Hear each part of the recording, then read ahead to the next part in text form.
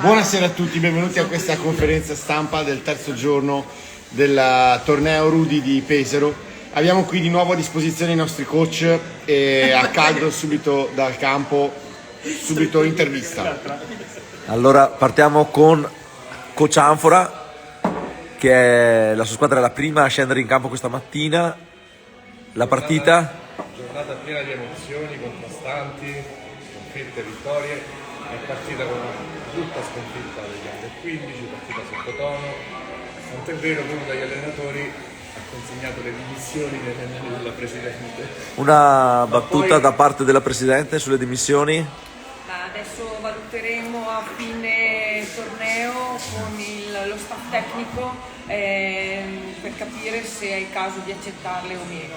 Comunque vedremo. Torniamo da Coach Anfora. Ma la squadra ha reagito col cuore e domani sentiamo il colpo di coda. In bocca al lupo per l'ultima partita. Passiamo al Coach Manzana, che vi sta brindando. Io brindo a un quarto vinto. I suoi aquilotti hanno... dei miei aquilotti con un tifo altrettanto spettacolare degli esordienti e di tutti i genitori che erano presenti, quindi questo è stato il primo momento bellissimo della giornata, che poi non raccontiamo come si è concluso perché la parola. Allora passiamo al Coach Magno Cavallo, ci racconta la partita Under 17. Sì, partita sulla falsariga di quella di ieri, punto a punto, è giocata molto bene contro una squadra locale di Pesaro. È stata decisa da un episodio nel finale e persa di 3 punti, però veramente ha fatto una bella figura e ci siamo anche divertiti.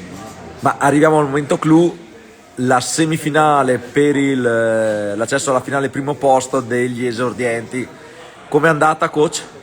Beh, direi che è andata bene perché per il secondo anno di fila siamo in finale e tra l'altro battendo molto probabilmente la squadra, quella era una finale anticipata, e Cecina.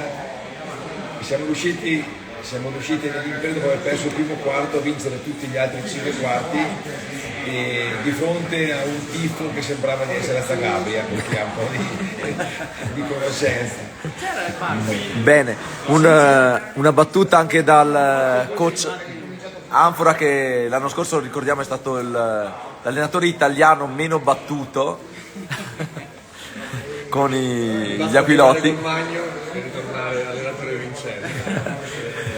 Come ha visto i ragazzi? Li ho visti carichi.